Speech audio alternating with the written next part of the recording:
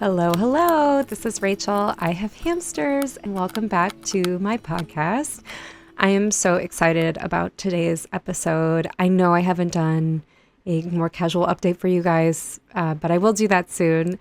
But instead of that, I have something even better. I managed to get Dr. Sydney Pokard to sit down with me for a few minutes and talk about her incredible veterinary clinic called Fauna Collective and just in general about hamster health issues, stuff that I've seen with my hamsters, things that she's noticed or ways that she deals with hamsters in her clinic that she finds helpful.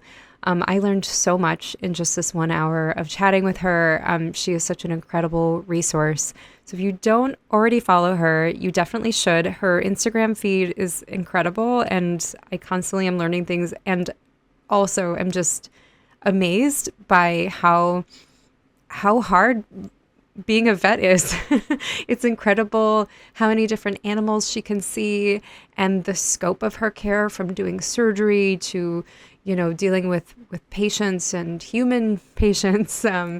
There's a lot that goes into it, and it just makes me have so much respect for vets, and just feel so thankful for the ones that I have in my life, and thankful for Dr. Sydney because she is doing such great work and really innovating in the space of, I mean, she treats all animals, but really, prioritizing the care of small pets and unusual animals that a lot of people often discard or say that, nah, there's nothing we can do. Dr. Sydney says, no, there's always something we can do. And I really appreciate that about her. So I hope you enjoyed today's episode. And as always, if you have any questions or thoughts, you can reach out to me at rachel.hamsters@gmail.com. Okay. Okay, cool.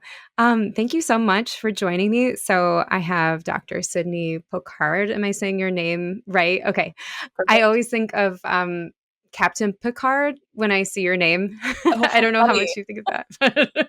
I've Like, never, but that's so fun. I love hearing like, new things or new variations of, like, what it makes people think of. a Star Trek reference. Yeah. Anyway, thank you so much. I feel like you're such a Of course. I don't know, seems like you have constantly so much going on, so I'm like very honored that you're here. And Yeah. people in LA who like the rescues and people of hamsters always talk like so fondly of you. Um Oh, so I'm very thank excited. you. Yeah, Thank and you. I know it's it's so nice to be here with you today and talk to you. oh, thank you. Yeah, and I I want to start off because I would love to know more about your practice, and Yeah. like how you got to that point of starting your own practice. And also you post sometimes about like how it's different. Yeah, I'd just love to know all the ins and outs, because I think as Yeah. someone who, I go to the vet, but I don't always Mhm. know, how the sausage is made. So Totally, 100%. Yeah, it is a big feat to start a practice, which I've realized. I have always wanted to start my own practice ever since I wanted to become a vet and learned, I guess probably working in my first practice, I was like, oh, I want to do this one day. And so it's always been a goal of mine, a dream of mine. And after I graduated vet school and went into practice and then started to transition into relief work about 6 years into practicing, where I would hop around to different hospitals and provide exotics relief services and ERs and various places, then it really hit me that, oh wow, my next step I think is going to be to open my own practice. And it's kind of one of those things that you never really feel 100% ready for. You think you are, or you think you know what to expect, and then, just like most things in life are, yeah. you don't actually know what it's like until you really experience it. So Hmm. after I had been doing relief work for a bit of time, which I did really enjoy, I just felt like I was missing something, just that something extra to really give to my clients and patients. And so I opened Fauna Veterinary Collective 1 year ago, actually, this past week we celebrated our 1 year anniversary, Yeah. and it is an open concept small animal and exotics practice. So we have separate areas for exotic patients, but open concept meaning you just get to stay with your pet the whole time. If you want to watch anything and everything we do, including surgery, you get Oh, to stay there and watch everything. wow. So it has Okay. definitely broken a lot of barriers between like the veterinarian and vet staff and the pet Yeah. owner, and just a really beautiful way to allow people to experience like what we're doing on a daily basis, and also how we're handling their pets and things like that. So I love it, and it is very challenging in a new way.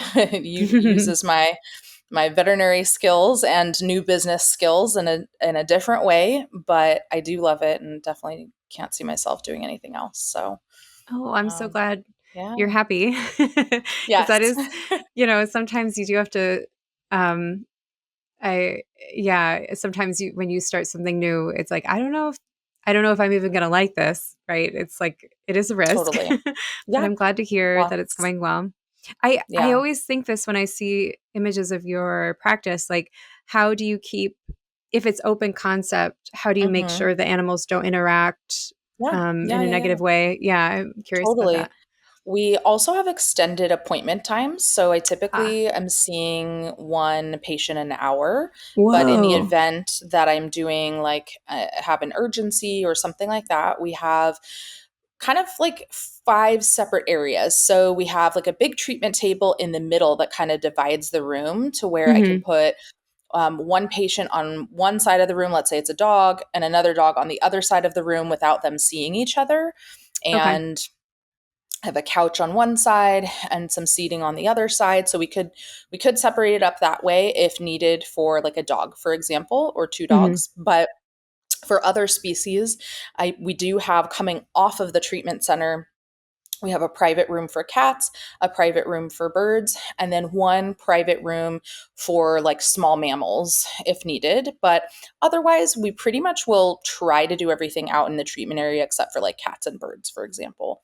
But that's the way that we will separate things out, especially if I have, like just recently, I've had a relief doctor come in to kind of trial with us to see if it may be a good fit to kind of stay with us consistently. But Hmm. when we are both working, then we just make sure to stagger our appointments in a specific way where there's not like two species of the same species in the hospital at the same Uh, time. But okay. otherwise, we've found that it flows really nicely.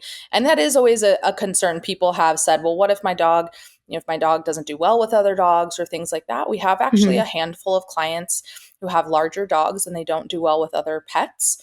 And we just make sure that they are booked at an appropriate time where there wouldn't be any other pets there. And it was really important to me to also have hour long consultations because I just feel like most people go in with a ton of questions and they barely have like 15 minutes to spend with their vet or even their Right. like human physician sometimes. And like, Yeah. right. So it was really important to me to be able to provide like not only like we can sit there and talk about anything and everything during that appointment, but we could Hmm. do any minor procedure or something that we needed to be able to finish all of the things we needed to finish my medical record and then go on to the next instead of everything just piling up at the end of the day. Wow. So you're there for the whole hour of this appointment Pretty ish. much. I mean, my one of my nurses is generally taking a history and doing like the check-in process, taking vitals, things like that. But for Hmm. most of the appointment, I am there. So at least for 30 minutes of the appointment, they have my undivided attention, sometimes longer too, depending on what's going on with the pet. So yeah, I'm pretty much there for the entire appointment. Yeah. Wow. I'm Yeah, very impressed. thank Can I you. ask? I'm Hmm. I'm curious how that works. Of course, that takes more of your time, more Hmm. of whatever other, Hmm. staff you have. How do you guys make that work in a place like California where cost of living is already high Hmm. and I'm Hmm. sure the cost of the building is high, so it's like every minute, Yeah. you know. Yeah, every minute Yeah. counts. Yeah, I really have based the model on quality over quantity. So I Mhm. do really believe that you can be successful. I mean, you can have both business models can be successful, but it Mm-hmm. was really important to me that like I am attracting a client that really wants to come in and be collaborative with their pet's care. Maybe not the one that just wants to come in and say, yeah, I just need a rabies vaccine, just do it, and then that's it, I want to be on my way. But one that really wants to talk about like, what's the long-term plan for your pet and how can we best serve them, Mm-hmm. and just really be there every step of the way. So even if an appointment doesn't end up in maybe the pet is just coming in for an exam, because I have a lot of that come in just for a preliminary exam. But I do believe once you build that rapport with that client and trust, then they're going to keep coming back. And that's a lot of my clients now over the year that I've seen numerous times keep coming back for, the next step. It doesn't mean that they have to, have a super high bill that day or something like that. We don't have to do everything. I think where it just is most important is that we are able to be that lifeline for them for anything that their pet needs.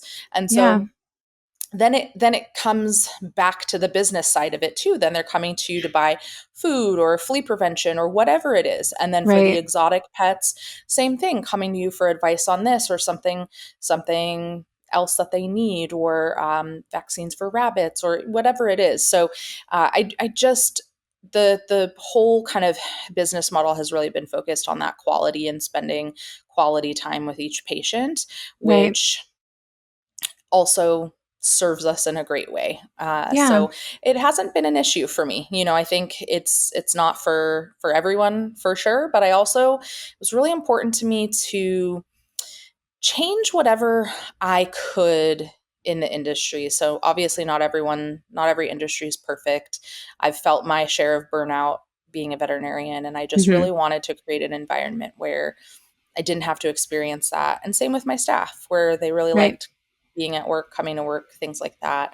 And so all of it just ties in together so that we're not just rushing 15 minutes per patient and just busting out 30, 40 patients in one day. It just is not sustainable in my opinion. So Right. again, some people like it, but I just am not one of those. Yeah, Yeah, no, that's great. And I think thinking about burnout, like I feel like I mean, I felt burned out in my job as well. And I think it wasn't really even about hours worked. It's really about feeling like my work mattered. And I think totally. I have a new job now where I feel like I work a lot of hours, but I feel valued and I feel like I'm contributing in a positive way. And like the stuff I do 100%. makes an impact. And that makes just like every difference. And I can imagine spending more time with patients rather than like rushing through things. Yeah, yeah, Yeah, huge 100%. difference. It reminds me a lot of the like internal medicine or like family practice situation Mhm. right now in the United States where it's like really hard to find a family practice doctor or primary care, and when you do it's very impersonal. It is kind of like that, oh, you see them for like 3.5 minutes, and Yeah. and then there are those companies that have kind of disrupted a bit. There was a company called Forward Mhm. Medical that I actually subscribed to when I lived in LA, and I loved it. It Yeah. was amazing. I'm so Yeah. sad they went out of business. Oh, Um, yeah. but it reminds me kind of like of what you're doing, and I think other people have tried this or are starting to do this model. Mhm. I don't think Forward Medical was not successful. I just think then they went into like AI and they were doing other stuff. But Mhm.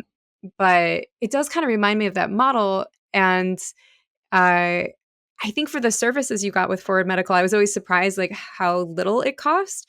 And then I Mhm. thought, oh, well, so much of like what goes into doctor, it's because they have no insurance, so they don't have all this like paperwork to do, and they're just doing things in such a different way where they can like focus on the quality and like charge Mhm. you for your time, the time that you have, rather than like all this other stuff that like Right. and I wonder, like, I'm curious about like what inspired you, because it feels very radical to me. I don't know of any other veterinary offices that do what you're doing. And I'm very Yeah. curious where that idea came from. Yeah. Yeah, honestly, I think it was just, the years in practice of feeling like so disconnected from certain people or certain clients, and then really connected to others when I was able to really spend enough time with them, like Hmm. explaining what's going on. And I think it's very important, especially when it comes to exotic pets. So, as an example, I see a lot of reptiles, and a huge part of reptile ownership is their husbandry. Like, it's like Mm-hmm. 90% of the problems I see with them in practice are related to their husbandry. But most people don't get a full tutorial on how to take care of a bearded dragon once they acquire it from a reptile store or a pet store or something like that. Of course, they have to do Right. their own research too, but a lot of people, they come in saying like, "Hey, can you help me find the appropriate things for my bearded dragon?" And the pet store goes, "Here, buy this kit," and that's it. And they think they have everything, and they Mm-hmm. rarely do. And so the patients that I've seen in the past where I've really, like, even on a relief basis, where maybe they've been upset or frustrated because they're scared, they're confused, they don't know what's going on with their pet, that if you take the extra time and just talk with them and empathize and teach them and all of that, I feel like it makes a huge difference. I know it makes a huge difference for me if I had a doctor that way as well. Mm-hmm. And so the more I started really connecting with clients in that way and being the person that was like really good at talking with a client and kind of maybe bringing their fears or stressors down, that is when just felt like things settled into place so nicely. And I was like, well, why can't we do this all the time? And Yeah. then the first time I ever heard of a practice doing things in front of pet parents, I was like, I have to see it for myself. It was an emergency hospital called Veterinary Emergency Group, or VEG. Now they're Right. called VEG ER for pets. And they kind of were like the first practice or ER that I had known that was doing things in front of pet owners. And so I had asked if I could come shadow and just see what they do. And I ended up doing that and then became kind of a consultant for them. And it was so great. The moment I saw how everything worked, I was like, this is exactly the missing link. Like, this is exactly how we get to really connect with pet owners in a different way. But honestly, it makes my job easier too, because I get to do everything in front of the pet owner and show them and really explain in a very different way what's going on versus just Mm-hmm. later on being like, hey, this is what we did, and them leaving confused. Right. So all of that is kind of what inspired me to build a practice this way, Oh, because very I cool. really feel like it makes a big difference. Yeah. I'm curious from do you ever have any negative reaction of pet owners seeing like their pet, being treated? Because I imagine that's how it kind of began is like, let's whisk them off, and like not have to subject you to watching us, To watch. Yeah. Yeah. Yeah. I honestly have not had any negative feedback, but I Hmm. think one other side of it is that I do practice fear-free medicine. And so we're not manhandling pets or anything like that, where I feel Hmm. like I hate it to even say, like, a traditional way of veterinary medicine has been just like holding a dog down to do a nail trim or something like that. It's like, Right. we don't want to do things like that anymore. We want to give patients maybe pre appointment medications, calming agents, things like that, or do Okay. things in a different way. I have some pets that we don't give maybe sedatives to ahead of time, but we spoil them with treats. We give them a lick mat with peanut butter, or we do Oh. things. If I'm doing an oral exam on a hamster or a rabbit or guinea pig, I'll like dip my little tool in some fruit so it tastes good and then put it in their Oh. mouth. There's Oh my lots of gosh. little like, lots of little like tips and tricks to make them feel better about what's going on, instead of then their first instinct to be to bite or things like that. So Right. when a lot of owners see like their pet is nervous, they the nice thing is they get to witness what we're witnessing, saying, hey, Hmm. Fluffy is really nervous right now. Instead of doing it this way, I would love if we could maybe try this. Maybe you help kind of distract Fluffy.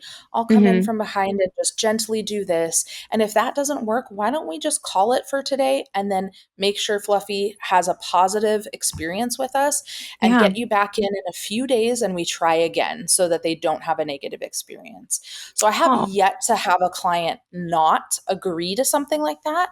And I yeah. think that if they did, if they were opposed to it or said no, just do it, then I have every right to say, hey, I don't feel comfortable with that because that's going to really traumatize your pet. So maybe this is not the right place for you. Right. And I Yeah. think that's okay too. So luckily, we've been fortunate. We haven't had anyone uh, any complaints with it, and then anyone else. There's a few people that are like, oh, I don't want to watch anything, and that's totally fine. Or sometimes Right. they just stand close or sit close by or in the other room. They can kind of hear and see what's going on, but they just don't want to like be right up front. So, and that's Okay. totally fine too. Yeah. And what about like surgeries? Are you doing that in front of, you're doing that in front of Yeah. the pet owners? Yeah, Wow. so, That's they're amazing. not in the surgical suite, but the Yeah. way the surgical suite is set up in our treatment area, it's in the back of the treatment area, and it's completely the walls are all windows. So, Wow. we set up a little couch or seating area, they can come and watch. I Hmm. have many that do. We also have a little comfort room on the side of that area where they can pop in and out of if they're like, "Oh, I need a break." So, Mm-hmm. yeah, they're watching all of it, and Wow. to be honest, I do also think that that is really helpful during surgery when I'm like, hey, I'm finding this. This is going to change our plan a little bit. Look at what I'm seeing. Oh, Or right.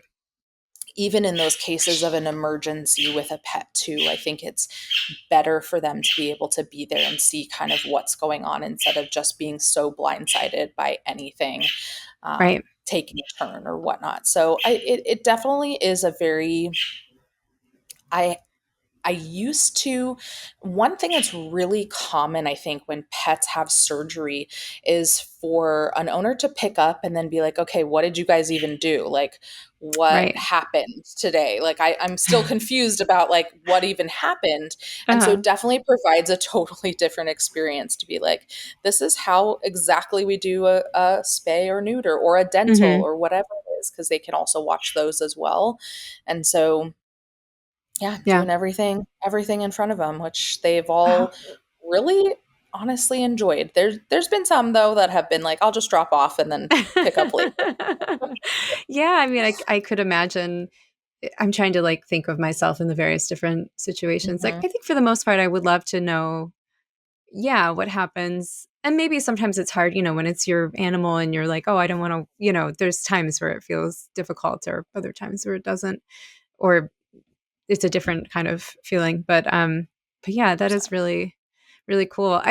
I was thinking as you were talking and because you're an exotic vet, but you also see dogs and cats. I thought exotic vets don't see dogs. Maybe I get a little confused. So maybe you No, can clarify. totally fine. I No, don't know how you totally. can keep that many animals like straight in your head. That's like a lot. Yeah. Yeah. Yeah, so I have always I love all exotic animals, and I still really love dogs and cats. And so I just felt like, gosh, I would hate to just pick one species over the other or one route Hmm. over the other kind of a thing. And I really also wanted to practice where if someone's has multiple pets, they can come to one vet for all of Right. their pets. They don't have to go to two separate vets or anything like that. So, not a lot of people, there are some people that just do small animal medicine, which is considered dog and cat medicine. And then Hmm. there are some people that just work with exotics solely, and they can either do any of the variation of they work with small mammals like rabbits, guinea pigs, and hamsters, or they work with reptiles or birds, so all of those or one of those groups essentially. Okay. And I just do all of it, including some other creatures like pigs and small ruminants like Oh, sheep and wow.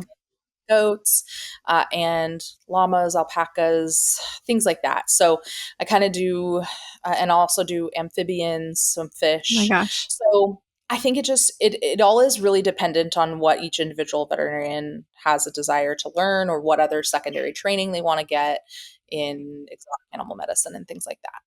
Okay, gotcha. That clarifies some things for me. Yeah. Um, and as you were talking about the no fear medicine. I Yeah, was thinking about hamsters because I would imagine there are some, I mean, I have some hamsters that are like pretty chill, but I have other hamsters that even if they're like, they don't bite, they're not exactly fans of being picked up or totally. handled. And how do you deal with like a prey animal like that? I Mhm. feel like it's very difficult to interact with them and not cause them fear. I wonder how you work around those situations. Yeah. Totally. What I try to do is I'll have an owner bring them in something that they're comfortable Hmm. in their a travel carrier, or even if they can bring them in, with their bedding, with things that comfort them.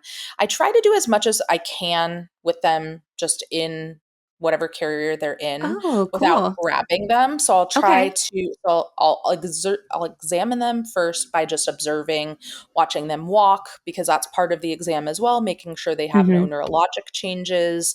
I can look at their eyes that way. Hmm. I can look at their nose, their ears that way, and listen to their heart and lungs that way many times without Oh, even having to grab them. right. Then, generally, I'll feed them a treat. And if they are hopefully accepting of it, then I'll massage their abdomen so I can feel for any lumps or bumps, things like that. Hmm. And then the last thing I do is look in the mouth. And if it's something where the animal is taking a treat and eating, and I'm able to see their incisors, their front teeth, Hmm. or part of their mouth, then sometimes I won't do like the full oral exam, because I do put a speculum in the mouth, and that can be a little bit uncomfortable for them. Right. So I try to do that last, or like I was saying earlier, I'll dip it in fruit or some honey or something that tastes good, so that they start licking it immediately and they're not freaked out by it. Right. And if they are still too fearful, even just doing those little things, then I always talk to a pet parent about, well, maybe I should send you home with some medication that you can give to Hmm. your hamster ahead of time. Tastes really good. They won't even really know, but it'll just kind of take the edge off. It'll make them a touch sleepy. And then when you come back in, they may not be as stressed for the exam portion. Oh, okay. So that's a possibility as well. Okay. Oh, that's a great Yeah. idea. Yeah, because I definitely have had times where I bring a hamster in. Actually, I just had it this past week where I have this one Syrian hamster. I got him only a few months ago, um, who's kind of older. He's probably about 2 years old. I'm not totally clear on like the situation the family had him, but they were trying to find him a new home, and so I brought him in, and he's pretty like relaxed. Like he definitely doesn't bite, but he doesn't like being touched, and he like flinches, and he has some like swelling in his belly, and I was like, oh, I don't know what's going on Mm. here, and so I brought him in, and I've never seen him, but he started screaming and like, Oh and I no. was like, oh Oh no. And so that we yeah. didn't end up being able to do, I mean, they kind of, she was, I think, maybe had he been more calm, she could have Hmm. like drained more of the swelling. Like it seems like he's got some sort of something going on. I mean, he's almost 2, and they basically were like, there's not a lot we can do. But Yeah. but that was kind of the end of the appointment because it was like, okay, he's old. He obviously has something not great going on. They could Yeah. tell that, and we don't really want to stress him out more. So let's just like, you know. But I did Yeah. feel badly because I think they could have drained some of the fluid had he been more calm, right? And I've had other hamsters who have had like tumors or something, and they just build up fluid and they're able to get it drained, and then sort of it seems like they're comfortable for a while. Yeah. That it was really just some sort of fluid buildup for whatever reason. And yeah, it just wasn't possible with him. But it's just Oh. so interesting to hear that other perspective of like, yeah, maybe that could have been an option. Yeah.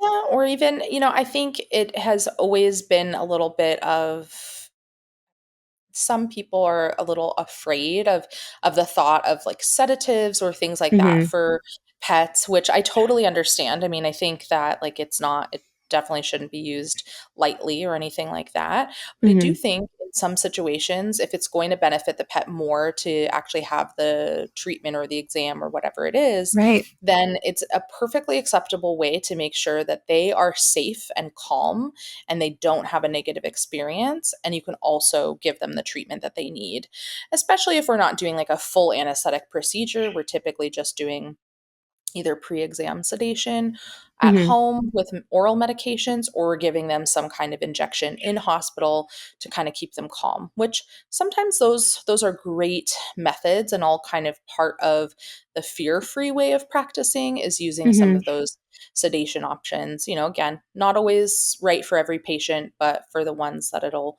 work for, do well for, I think it is underutilized sometimes. Yeah. Yeah. I mean, I think what I'd heard in the past is from many different vets. I've seen various different ones in my time, Hmm. but that a lot of them have been very nervous about any type of sedation, and maybe it's a different type of sedation, but for small Hmm. pets like Hmm. especially dwarf hamsters. I think Syrian's a little different, but because they're so small, it's Hmm. like they kind of. I feel like the vet I go to now is very much like doesn't really do any surgery, and really if they can't do something to the hamster, and have the hamster remain calm, they just won't do it. um and I have mixed feelings about it, but I think in some ways I like it. I've definitely seen other vets where they do a lot of. I had one dwarf hamster have this abscess kept coming back, and this one vet just kept doing the surgery to remove the abscess. And the last time she had it done, it was just such a hard recovery. And I was like, is this really improving her quality of life? Yeah. I did have that, like, it seems like it was really hard on her, the sedation. Yeah. So yeah, Yeah. I can understand that. Like, I don't know. Anyway, I Both know that sides of was, it, yeah, for sure. Yeah, no, yeah. it's definitely, I understand both sides of it too, because I think well, we can't take the same precautions in Hmm. them, in a dwarf hamster especially, Right. than that we can for even a rabbit, let's say, Sure. because I can't feasibly place an IV catheter and do blood work on them prior to sedating.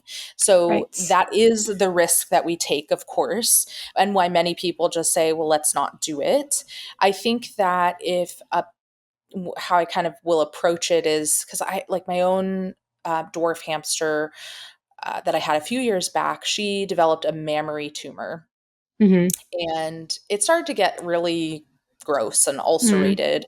And I did aspirate it and find, yeah, it's a mammary tumor. So I said, Hmm. and at that point she was two and like a couple months, and I was like, well, I either leave it and it gets worse and then it becomes risk for infection, Hmm. or I remove it now. I go as fast as possible. I take as every precaution that I can Hmm. and see how it goes. And so I chose to do that way because I felt at that point the mass was getting too ulcerated and infected, and I just thought that it would get much worse had I left it.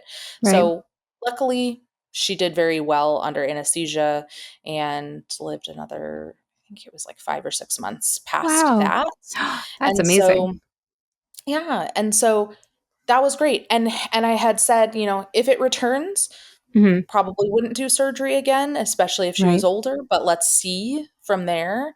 Hmm. There's not much else to necessarily do. I didn't want to go in and also spay her because most of these mammary tumors have a hormone relation. And so Sure. spaying them helps.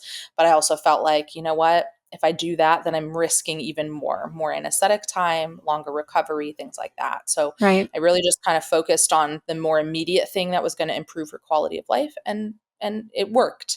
So Hmm. that's not every case, but that's how I usually will approach it is if what we're going to do, if the alternative is putting them down, then Hmm. many times I will try to improve their quality of life, even if that means doing a surgery, because at the very least, they're pain free while we're doing Right. the surgery. They don't necessarily know that that's going on, and it can only help improve their quality of life if we're successful. So that's how I will typically approach these guys, especially because there's a lot of constraints with them. I mean, all hamsters in general, but especially Yeah. our little dwarf hamsters. Yeah, for sure. Yeah. um, Oh, yeah. Well, thank you for talking so much about your practice and all of that stuff. of And course. I have so many questions about hamsters. Maybe we can just dig Yeah, into them a little more. let's do it. um, Absolutely. yeah, and it seems like you see a lot of hamsters. I mean, it seems like you see a lot of everything based on your Instagram feed, but but yeah, it does seem like you, and I think even um a lot of people see, like, I'm sure at my vet, I know they see hamsters, but I don't know that they see a lot of hamsters. Probably it's mostly Mhm. my hamsters. Yeah. Um, and yeah, so I think you always get like a varying level of, um, opinions and based Mhm. on experience, right? Mhm. Yeah. So okay, so I have kind of a little bit of a list of questions I would love to ask you. So one is like, should you take your hamster for a check-in like any other animal because of the stress, because of all the stuff, is it worth it just to do a general, like, here's my vet, now let me bring in my hamster and get them a once over? What is the Yeah. benefit there? Yeah. Yeah. I do think that it is. I still treat them just like I would other pets in terms of what is great preventatively for them, because I think Hmm. with them it is especially hard to catch something before it becomes an issue, because they're hidden most of the time and they're small and all of that. So I do suggest still coming in for an exam. Luckily, they don't need much else. I typically am not recommending a full anesthetic procedure to obtain blood work on them on a routine basis or anything like that. But a once a year checkup is a good idea still, especially to get a weight, to just examine their teeth, see if there's Right. anything that we need to address at that point. And even if it's just a discussion of like, hey, how are things going? How is the hamster's diet? How have things been changing? Are they still using their wheel? How are their urination defecation behaviors? Things like that, because Hmm. they progress or they age so much more rapidly. Right. So then it's like, a lot of people are like, I don't know, I think, maybe they're slowing down. I'm not sure, and it happens so quickly. So Hmm. I definitely do still suggest a yearly checkup. And then in addition to that, just as best as possible, weighing your hamster at home on a weekly or monthly basis, Okay. just to be able to kind of catch some of those changes. Right. Yeah, I have heard that as well. How many, this is one thing I struggle with because people have different, I guess, it's a lot sort of like what you were saying about vet techniques, but I don't really like handle my hamsters in that way. Mhm, I sort of mhm, like, some hamsters seem to want to jump into your hands and I'm like, okay, if you totally. want, but Yep. that's not the majority of them. I'll usually have like one or two hamsters who are Yeah. interested in being handled, and for the most part the other ones, like, maybe they'll let me pet them or they'll take Mhm, treats in my hands and I sort of let it be whatever they want it to be.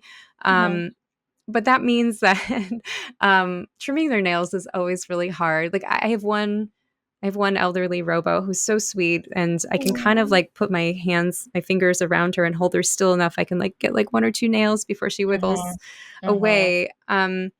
And I always wish that I could do it better at home. Even the hamsters that I can handle, they're so wiggly. It's like, really, unless maybe I 100%. find it's really hard to, I don't know. I honestly don't know how you, like, I'll watch my vet very carefully, like, wrap them in a little washcloth, and Yeah. the handling skills you guys have, it's so impressive. I'm like, how are you doing this? um, Right. yeah, I mean, do you have any recommendations? Like, do you think that just bring your, I always debate, like, oh, maybe I should just like get better at this so I don't have to put my hamsters through the stress of bringing them in for a nail trim, Yeah. or or or the other, like, on the other side, I'm like, well, you know what? I'm bringing them into someone who's really good at it, who will do it really fast, and like Yeah. they almost feel no stress. Whereas when it's with me, I'm like, oh God, I don't know what I'm doing, Yeah. Yeah. Yeah. No, because it's stressful for you too to try to Yeah. handle them and juggle them. Totally. Couple things. Yeah, definitely it's totally fine to bring them in anytime they are, if you're really noticing their nails are long. And I do like in an older one for sure. That Hmm. definitely Yeah. is something that we see a lot. But one thing I like to start incorporating, if they'll take to it, is doing like a little sandpaper toy or something that you can put in Hmm. their enclosure, or maybe you don't even have it in there all the time, but it's something that you can raise up or try to give them a treat and have them like step up onto, to Hmm. try to like put their nails on to help Hmm. kind of file them down a little bit. Or sometimes you can put something on their wheel temporarily, just not all the time, because then obviously it's rough for their little feet, but Right. something to where maybe you can use a nail file or something like that, or something that they want to grab. Uh, Things like that are helpful as well, because Hmm. those are what I'll use in a lot of different species too, for Okay. just trying to, even just trying to get them to step on it Hmm. can help a lot with filing down nails and just making it a little bit easier for them. But Okay. overall, it is tough. It is sometimes I do the same, as I'll give them a treat, and they're standing there, and I just go in and I clip really fast. I Okay. think the easier sometimes the easier time we have is that I have these little, or I'll usually use these little suture scissors. They're made for removing sutures, so it's like a really fine little tiny scissor that Hmm. is not really, like, it doesn't come to a point sharp, or a sharp point to where you Okay. have to worry about like cutting them. It kind of is like a little hook, and so Oh, I right. use that to trim hamster nails, because it's Oh, like super easy and fast, okay. like much faster. So I think that's half the battle too, is like Yeah. finding something easy enough at home to where you're not going to like chop off a whole toe or something. Yeah. Right. I know. Yeah. No, that's great advice. I have these little sticky, like sticky nail file. I think it's supposed to go on, you buy one of those plastic things, but it's like just like the Mhm. it's like a stick on. So I'll put Yeah. those around. I go through phases of using them. Like some people in the hamster world are like, "Oh, it's so rough on their feet. It's you shouldn't do that." But I'll put it like on the platform or something so they have Yeah. to like grab onto it to get on a platform. Yeah. Um I feel like it just kind of depends on the hamster and yeah, elderly hamsters seem to have more of an issue. Although I'll have a hamster who just seems to have another robo who he uses his cork log and I see him like on his little back like scratching his nails on it, like filing them down. It's like some Mhm. hamsters just do it and some They don't and I just don't know why. Yeah. But 100%. but yeah, that's great advice, and, that makes me feel better. A little bit, I was like, "Oh, I wish I was better at, like, scruffing them," but it feels so No, counterintuitive to, like, how I feel like I should ever handle my hamster, and I don't like it, 100%. and Yeah. yeah. I don't ever scruff them. I will just put them in a towel, or take one little leg out at a time, or have them Mhm. stand there. But yeah, definitely not worth it to do something so traumatizing to them, for sure. Right. That's interesting. Yeah. Another thing I've had in my hamsters a lot, Mhm. is teeth problems. Mhm. So I'm really curious if I've just had bad luck, or maybe it's something I'm doing, or maybe it's just very common. And also, I will say I've like always I take in whatever hamster from whatever situation. So Yeah. there Yeah. might be some of that in the equation.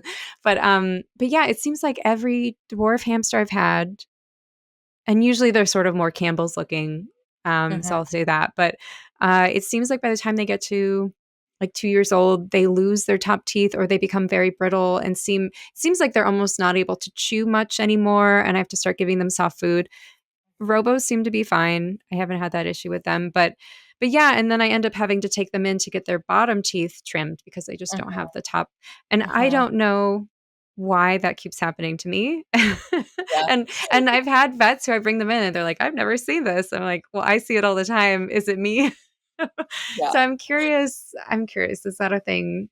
Or It yeah. is. Yeah, it is definitely something I see as well, and Okay. especially in dwarfs. Mhm. And it's funny, the last patient I saw that had some brittle teeth, or lost their top teeth, was also a Campbell's as Hmm. well. I don't know that there is actually like researched studies on it or anything like that. However, Mhm. yes, definitely something I see in dwarfs for sure. Okay. And it seems to be more of just like brittleness over time as they have aged.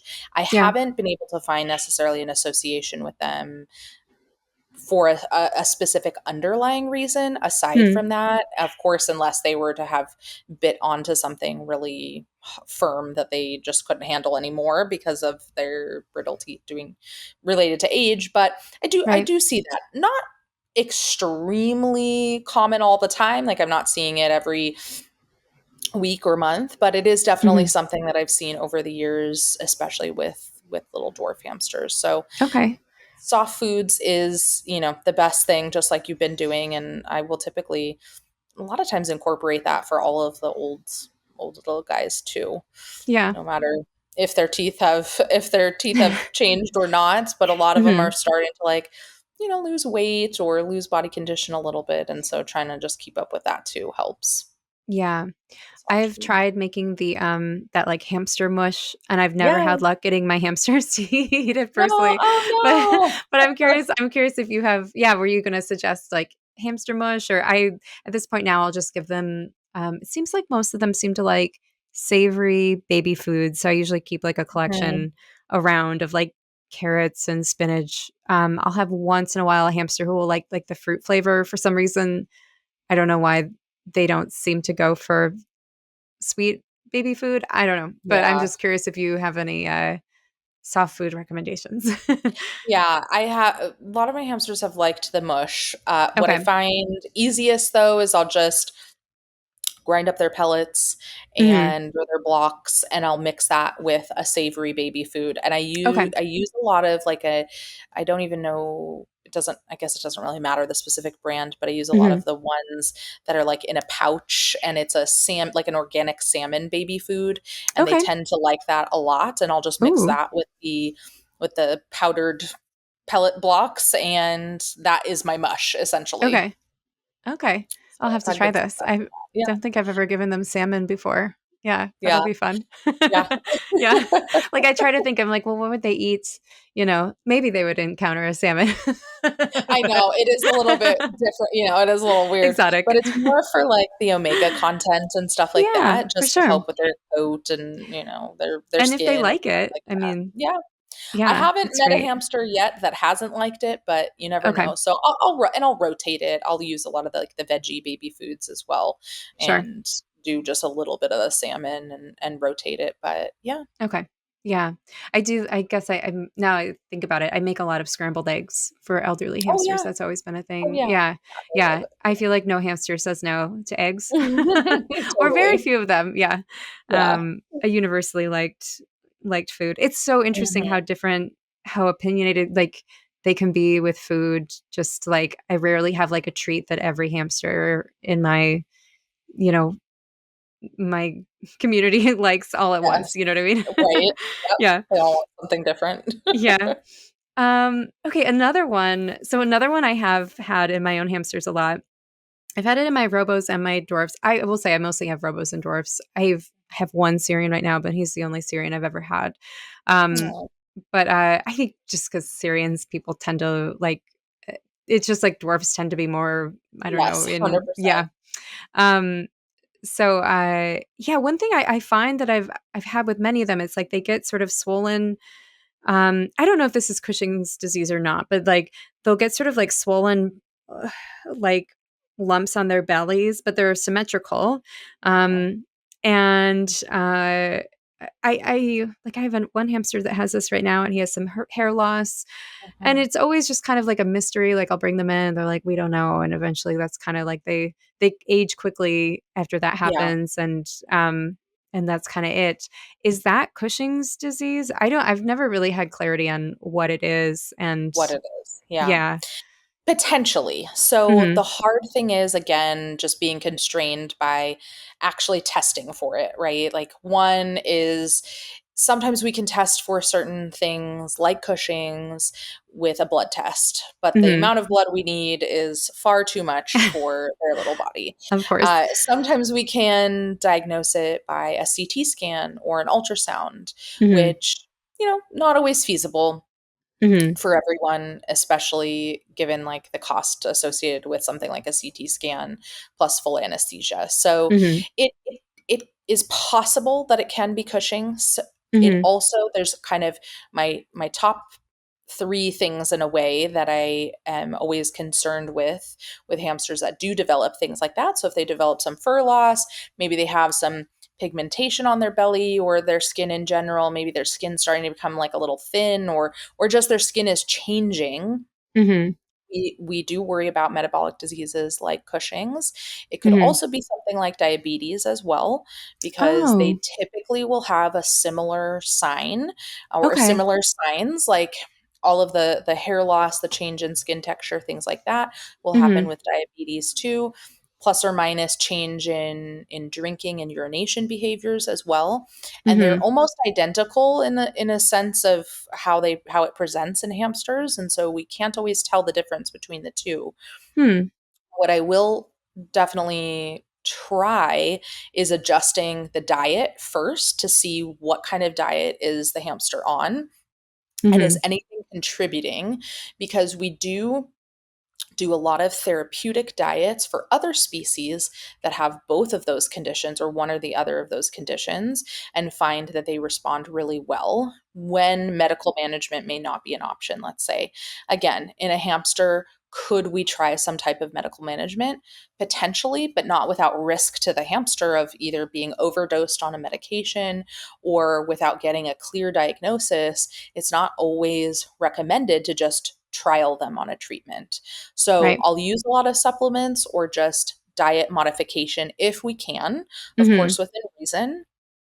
And then the last thing that's always kind of on my list, or that I is a differential for those as well, is something called cutaneous lymphoma, which they Mm-hmm. can develop, form of cancer that typically just affects the skin, or even something like lymphoma or some type of cancer of the mammary glands can happen as Hmm. well. And Okay. so, but in general, Cushing's, diabetes, lymphoma, Hmm. a lot of times can look like each other, and we don't always know Interesting. what is what. So Oh, okay. it's possible. It's possible you are experiencing that. And it is very common for them to Yeah, experience some metabolic changes as they age.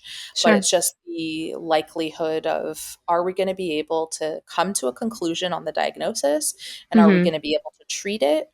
Or do we focus on maybe some supplements, maybe some therapeutic diets, and just keeping their quality of life as good as possible? Right. Yeah. Are there like let's say someone had a hamster who had some of these signs, oh, it's probably something metabolic, Hmm. but their vet kind of is like, oh, I don't know. Is there Hmm. something at home someone could do? Just, I mean, like changing the diet maybe could help. Like, what would be a Yeah, simple thing that they could try to see if yeah. that makes a difference? Yeah. Yeah, well, we definitely want to make sure that the pet is eating a nutritious diet on like an appropriate block or pellet for that hamster. That's like Hmm. one thing that's key. And also evaluating what else are they eating? Are they eating like a ton of fruit or sugary snacks, and Hmm. reducing all of that from their diet? Are they Okay. eating any veggies? And if so, which veggies? And increasing some of that. And also potentially even increasing their protein content by Hmm. doing some of those little baby foods, the savory baby foods. And so certainly step one is always just having a pet parent evaluate what are they feeding their hamster, especially when it comes to treats. Because sometimes we're like, oh, but they just, one little treat doesn't seem like a lot. But then when you're dealing with an animal that weighs like 30 grams, it can be a Right. lot.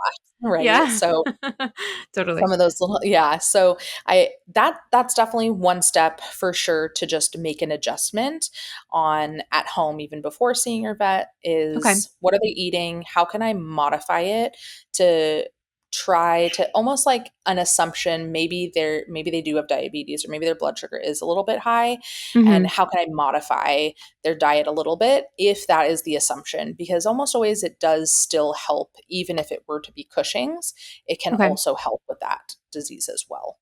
Okay. That's great advice. Yeah. Yeah. And this is sort of aligned with that. But if someone has, there's a lot of places in the country where, I mean, I feel like there's two vets around me that are pretty good, but then it's like outside of that, you'd have to drive like an hour or 2 hours. Yeah. Do you think, and I know some services you can see people online. Do you see people online? Is that like something that you would like if somebody wants a second opinion, or like, is that a helpful thing for someone to do? Yeah, it definitely is. So every state has their own regulation Mm. on online appointments or telemedicine.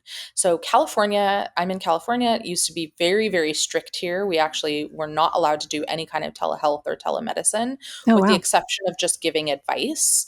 But something's changed in the recent years, and now we Hmm. actually are able to provide telehealth appointments.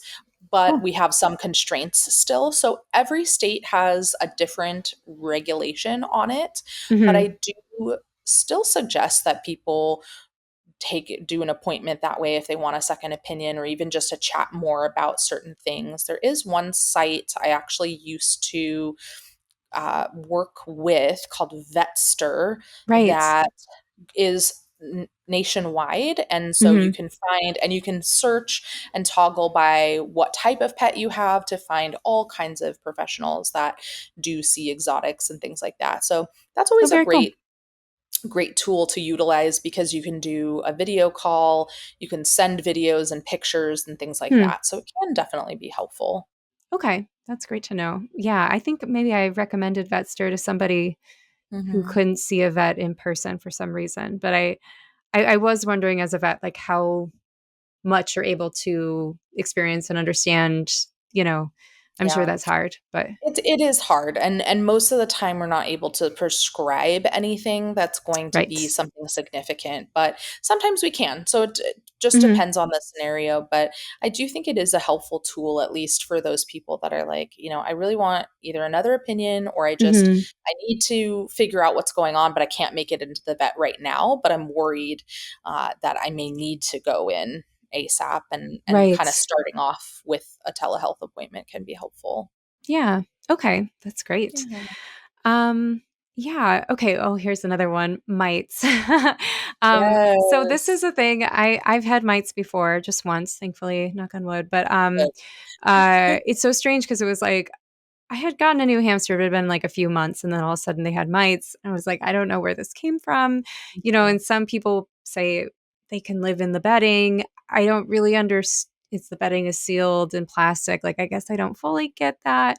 Mhm. Okay, so many questions, but I guess my major one is should we be treating hamsters the way we treat cats and dogs by giving them just like monthly revolution treatment? Like do you think that would be because the alternative of having mites and how disruptive it is, it's also like extreme like to you, but also for your hamster who has to like live in kind of suboptimal conditions for 6 weeks, Right. which is a significant portion of their life, really. I Mhm. I do kind of wonder, like, would it be better just to constantly treat them? you Right, know? right. Yeah. Yeah. I think it depends. So it is a balance between one thing is that a lot of times we're using a product like Revolution, which has shown to be safe in hamsters, Mhm. but we are using it off label still. So it is a medication that technically is not labeled for them, it's not Okay. manufactured for them, and there's not like the manufacturer doesn't have on their box this is the dose or this is the product for hamsters. Hmm. So we do have to take that into account a little bit, depending also again on like which state you're in, for example. But Right. let's say taking that out of the picture, it is a generally safe medication to use on a consistent basis. We do it for a lot of hamsters and other species, especially those that are like in a zoo or shelter scenario. Mhm. It is something that is it's not necessarily a requirement, but it's best practice to be utilizing flea and mite prevention and Mhm. treatments on those animals that also are being handled by the public a lot, for example, Right. or in a scenario where they're exposed to a lot of other types of animals or other hamsters. Mhm. And so I do tend to lean more towards, yeah, it is great to use it as continuous prevention, or even at the minimum, when you first get a new Mhm. hamster into your household, use it for at least 3 months Hmm. initially. And then anytime that you are getting anything new, usually I'm not as worried about bedding if we're using, like you said, a packaged bedding that's in a plastic wrap like Carefresh or an Mhm. equivalent paper bedding. But if we're getting anything else, like any enrichment plants or sprays, any of those dried Sure. materials, or even anything that it's like made of wood or a hide or something that is porous to where a mite could live in it, Mhm. those are the things that we have to be most careful with. So I Right. have seen scenarios where people have had a hamster for a long time, but they have gotten new materials putting in the cage with the hamster, and then all of a sudden they've gotten mites from some of those materials. So that's Okay. the hard thing. But definitely it is something I suggest doing treatments for initially as prevention when you have a new hamster in the household. Okay. Yeah, that's something I might bring up. So I currently have 8 hamsters. Usually I have this when I take in a new hamster, I try to keep them in like a separate room for, I don't know, about a month or so. To be Mhm. honest, I feel like mites can travel pretty far, so I'm not really sure if that makes a huge difference or not. But or at least I keep them separate. I Okay. let them sort Yeah. of hang out, get Yeah. comfortable, make sure they don't have anything going on that I need to address. And then once things feel normal with them, then I bring them in, but usually only about a month. Um, and I do feel like sometimes I'm pressing my luck. Yeah, and I've thought about that. I'm like, maybe I should talk to my vet about doing this, but I'm sure what they would want is that every hamster come in and gets weighed for each dose, basically, which would be a fair amount of effort. To bring Right. all 8 hamsters in, get them weighed every month and dosed. Maybe worth it. I don't know, but Yeah. yeah. Yeah. Or you may just and definitely what you're doing is great, is a great quarantine kind of protocol for a 30 days to just make sure that they're healthy. And maybe what you do is you just with that the next new one you have is just say, Hmm. well, I'm going to at least, I don't have mites currently, or I don't have any evidence of mites. And before I Hmm. take them out of the other room and put them all in the same room, I'm going to Hmm. do flea, I'm going to do the revolution treatment just on that one. I think that's okay too, because Right. especially if you don't have any evidence of mites in your other hamsters and you're just treating a new one, then that would be okay too. Right. That's a good idea. Do you think putting like one thing I do, I put all of my sprays and any natural items, I put them in the freezer. If I can bake it, I'll bake it. But like I Yeah. shouldn't bake a spray. Do you think I sometimes I'm like, I don't really know if the freezer kills a mite, but probably doesn't hurt. I Yeah, don't know if yeah, that's doing anything. sometimes Yeah. yeah, sometimes it does. Okay. Baking definitely helps for sure, anything that you can bake. Right. Yeah, sometimes it does. And honestly, just making sure that you're getting things from a reputable source to where Sure. they're doing quality control on the items that they're selling and things like that, I think is the most important. Right. Yeah. That's great to know. Yeah. Yeah. And okay, I think oh yeah, I had a few other ones, Yeah. um, but the bigger topics. I mean, lymphoma. You already kind of talked about lymphoma. I was going to say Mhm. I hear that diagnosis a lot, and my Yeah. hamsters. It's like we don't know what it is. Maybe it's lymphoma. Maybe it's Mhm. heart problems. Maybe it's a lung problem. There's a lot of like we don't know. It's maybe this. Mhm. Sometimes I'll go to a second vet and say like, is there anything you can do? And they'll kind of say the same, like, I don't know. There's not a lot you can do. Is there anything in your mind?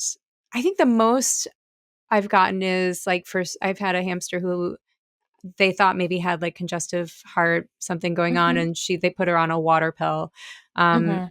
I don't know if it really helped. She probably only lived about a month after that. But she was close to 2. Um Mhm. yeah, any of those diagnoses, is it worth getting a second opinion? Is there really anything you can do? Um and when do you think you get to that point where you say like the quality of life I always struggle with this, and some people are really good at it. I'm not good at it. Like, I'm like, oh well, they're running around, they're eating, Mhm. but they do have all sorts of weird lumps and bumps that they're itching on. Like the lymphoma thing. I've seen that. I Yeah. always wonder when is the moment that you say like, okay, like, you know, I don't want to make you suffer anymore. Like, Yeah. yeah, When is that time? Yeah. yeah, So a couple of things with that. And certainly heart disease we do see in them as well hmm, as the lymphoma and just other cancers or other underlying diseases. But by far the most common things are the metabolic diseases like we discussed, hmm, lymphoma, and then reproductive disease in females. So got those it. are kind of like my top three always. And then from there, yes, they can develop heart disease, they can develop a primary lung problem, a primary heart problem. Hmm. Again, it goes back to what is the feasibility of actually diagnosing something? And if I have enough evidence that they potentially do have heart disease, there are there safely there are two medications that we can put them on. One Hmm. is like you said, a water pill or something called Lasix or a diuretic to just help relieve any fluid that's present. A Mm-hmm. second medication is called pimobendin, and it is a heart medication to just help with the contractility of the heart. Mm-hmm. Most of the time in hamsters, it's not going to do a whole lot of bad if we put them on it and they don't need it, but we do Mm-hmm. always still need to be cautious because in some scenarios we may not want to put them on that medication if we don't have an official diagnosis. Okay. However, again, it goes back to what is the likelihood that I'm going to bring in a cardiologist to be able to do an ultrasound Right. on the heart successfully and Right. diagnose it. It's a lot lower. It's not impossible. I have had scenarios where clients have wanted to go through with an ultrasound or a CT or something like that. Mm-hmm. But overall, their quality of life certainly is most important when taking those factors into account. So then Sure. when it comes to, well, what else can we do to make them most comfortable, or when do we know it's time? It is a hard balance, let's say activity wise. Of course, at 2, they're going to be a lot slower than they were at 6 months old, especially on Mm-hmm. a wheel or something like that, right? So the amount they're running or running around, moving around is already going to be lowered. And then it's going to be lowered even more with an underlying disease. Mm-hmm. Their appetite is always something really important, the most important thing, of course, to monitor. And then also assessing, like, is this disease or disorder they have painful in Mm-hmm. humans or other animals? And if so, making sure that they're on appropriate pain management as well. Okay. And so it can be really challenging to know, well, when is it time? One thing I also will base off of that is, are they still eating, but they're losing a ton of weight and their body is just continuing to decline? Or are they Mm-hmm. maintaining their eating, but they're just, scratching at a few things here and there, but they're breathing okay and things like that. So I think you have to take just all of those into account. Mm-hmm. And if they're spending almost all of their time sleeping and coming up to eat a couple bites of food and that's it, I would say that that's not really the best quality of life, especially Right. if they're not getting excited for maybe their favorite treat or something that they used to love, and just being, spending a ton of time sleeping or being really lethargic. Sure. That is a little bit harder to gauge versus if they had underlying heart disease and they were having some trouble breathing, that can be Sure. really, really uncomfortable, right? So Mm, just right. just knowing what signs they're actually experiencing to know how best at least we can provide them with some supportive care and Mm-hmm. then allow them to live comfortably. Yeah. That's great advice. Yeah. Thank you. Yeah, of So I course. know it's been an hour, but I'd love to sort of open it up to you if you have any other, like, since you see hamsters, are there Yeah. things that you commonly see um, that, you're like, oh, I wish I could just tell people this, or yeah, any, yeah. Yeah. I think the biggest thing, honestly, is or that I would want to tell everyone is that there are definitely vets out there like myself that will go the extra mile for a hamster, Mhm. that will do all of the things. I don't want people to think that, like, oh, just because it's a hamster, there's nothing that can be done. There's definitely a lot of things that can be done. There's definitely a lot of us that really are passionate about providing the same quality of care and medicine to even as small as a hamster patient. Mhm. And it's just important to know kind of the risks and what we're constrained by, but I always am still, I feel like, providing the same level of medicine and quality care to a hamster as I am to 100-pound dog. So to Mm. me, it doesn't make a difference that it's a hamster. So I Oh, think that's the biggest thing that I would want people to know is just, there's lots of people that also care about their little hamsters, and we see yeah. them. Yeah. Oh, thank you. Yeah. Well, thank you for being that. Sometimes, I'll bring in my hamster and I'll say, I honestly, all the time, the vet, she makes me feel better because I brought in one of my little robos and I was like, I swear, I feel like she's making the tiniest sound. And I brought her in Mhm. and then I was like, you know what? Now she's not making it. And Mm. now I'm just look crazy. Like, but then the vet picked her up and was like, oh, yeah, she's congested. And so it was Aw, really sweet. I was like, okay, good. I'm not crazy. Because yeah. sometimes the sounds, it really is like you're just watching them and listening for like these really like micro little things. And then 100%. it's sometimes I think, well, did I imagine that? Am I being crazy? I mean, usually they are like, no, you're not crazy. Yeah, But it can 100%. feel like like you're being Yeah. crazy. Yeah. But Totally. They yeah. express things very differently than other creatures, so Right. it is something you have to just be very in tune with them and Yeah. knowing, and that's always the best and super helpful because, yeah, like you said, sometimes in the moment when you actually go to the vet, they're not doing the thing that they were doing or Right. experiencing the thing that they were, but you know them best. Yeah, that's true. Yeah, sometimes I do think they're kind of talking to me, like making those Mhm. little sounds. I can't always tell. I'm like, are you talking to me or are those just sounds? Because Aw. then they don't make but then, it's there. It's yeah, but Yeah, they have so it's so many ways of sweet. communicating and Yeah, yeah. Yeah. I Well, love them. I loved this was such like a great conversation. It made me feel very validated too in the way that I handle my hamsters, which is not it's Good. very like a very like gentle like sometimes I'm Yeah. like, I could be a little more pushy, but I feel like I'm very kind of like up to you, whatever you want. Like Yeah, so totally fine. it's great Yeah.